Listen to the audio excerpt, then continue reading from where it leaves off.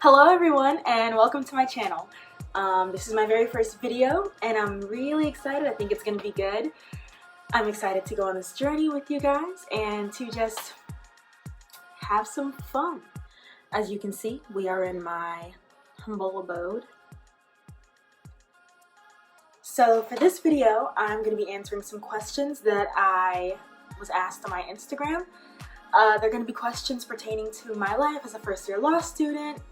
Which things are difficult, which things do I like, which things do I low-key hate, and it's gonna be pretty candid. And just to reiterate, this is the very first video on my channel, so if you've got any suggestions, any questions, any things you'd like to see me do, any places you'd like to see me go, if you'd like to see a get ready with me or a study with me, feel free to drop it down in the comments. So the first question I received is, what is my least favorite thing about law school? I don't know.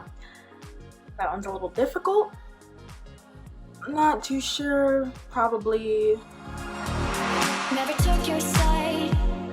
Sometimes you just kind of have to laugh at life and just keep it moving and roll with the punches.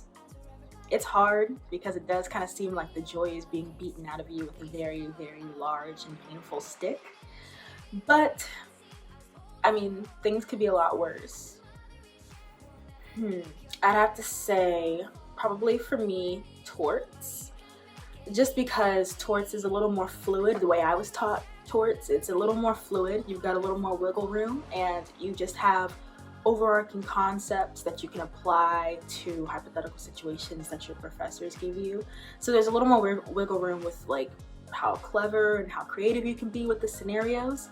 Whereas with Civ Pro, it's a little more rule-based, and I don't like rigid structure unless it's of my own doing in my own life.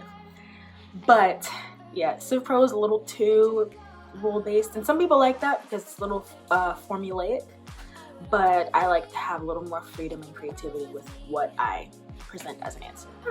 Well, my dream job in the field that I'm in is definitely to be some sort of intellectual property attorney dealing with the arts, specifically dealing with songwriters and artistic property, art, lyrics of music, different songs, just dealing with copyright issues and things like that. I think that'd be really interesting.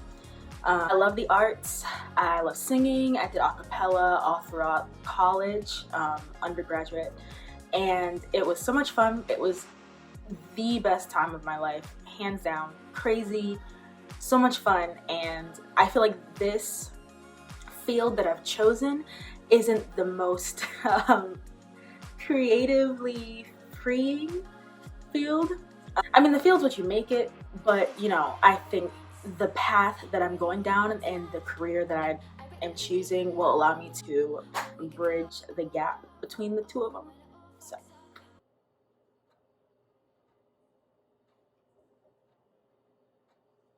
So I'm a second semester first year law student, so I've only taken one full semester of classes thus far. So I would have to say probably constitutional law, just because my professor is super cool and the course itself is very interesting. I like knowing what my rights are. I like knowing what the rights of the people around me are, and I like to see how the country has changed and seeing the evolution of just our basic liberties and our basic rights. So I'm also a little bit of a history nut, so this is like my way to pretend like I'm a history major. You know, I think the coolest aspect of law school life isn't necessarily the law school life itself, but what I'm getting out of it, because like looking back at where I was when I first started law school, fall of last year, and how I literally knew nothing, and now I can answer a few legal questions.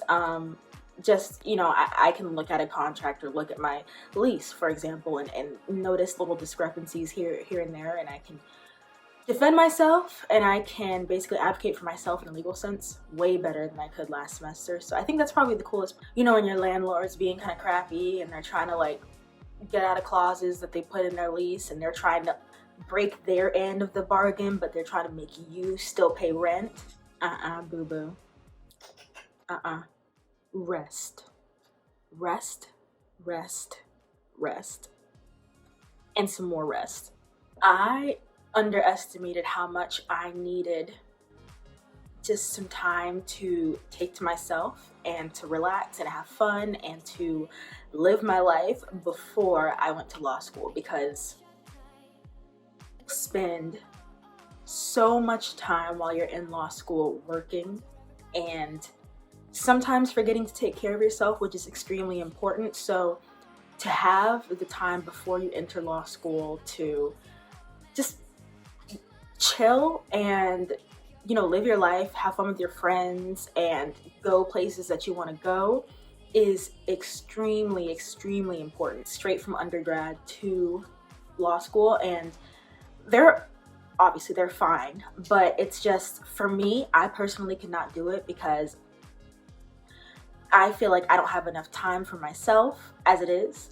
And even with the time that I took off, because I took a year off between undergrad and law school, even with the time I took off, I sometimes wish it was possible for me to take even more time, because, you know, when you start law school, it is all consuming. It takes up all of your time, and that's the way it should be, because you need to devote as much time as you can to getting your degree. However, it can be a little overwhelming sometimes. So I would definitely say the best way to prepare for law school is to not concern yourself with preparing as much. And of course, do research on the schools that you want to apply to, on the school that you get into. Of course, do that homework. But I would say you need to take some time for yourself, and books out there that highlight the 1L experience and tell you how to outline and how to do this and that and all of that. But the truth is, when you get to law school, you're either gonna learn inherently or they're gonna teach you. There really is nothing, which might sound a little scary, but there really is nothing that you can do to prepare yourself for law school, because it's just this whole other thing, which is okay, because it's a learning experience, and part of the fun is learning for yourself and seeing how you grow. When I was applying, I had no idea what I was doing. So I would say, if you have access to someone who either has gone to law school or has applied or knows someone or is a lawyer or is in law school, please utilize those resources that you have. I guarantee 99.9% of the time they love to give advice and they love to help. So if you have any questions, even about what you should think about writing your personal statement about, or what the subject should be, so I would say definitely try to take advantage of your online resources as well. So a lot of schools have sample applications that people have applied with, and I don't think the schools themselves publish them. They might, but if you go on Google, I think you can probably just find sample blank law school application or personal statement or something like that. And of course, do not plagiarize it, but use your own experiences and use your own resources and kind of use that as a template or as an example for something that you can submit on your own. I've seen some crazy applications for law schools, some crazy stuff that they've put on there. And it's just like, why? One school I applied to had a supplemental statement that you could submit with your personal statement. So I wrote out my personal statement, I was good to go. And then I saw that there was a supplemental statement, completely optional, but I figured, you know, why not? I really like the school. Let me go ahead and submit this. So the prompt was something like, you are a graduate of this law school and it is 15 years in the future. You have been invited back to the law school to give a commencement address to the graduating students. what is your speech? I had no idea what to write. So I spent all this time looking up what this school's graduation procedures were. Mind you, this was an out-of-state school, so I spent so much time looking up, where do the students graduate? What is the ceremony like? Who is usually the person who addresses the students? What colors do they wear? So that I could pretend to be someone who has already graduated from the school, so knows what the ceremony should be like. So I had to pretend like I was someone who was already like one of them, even though I was just applying to go to this school.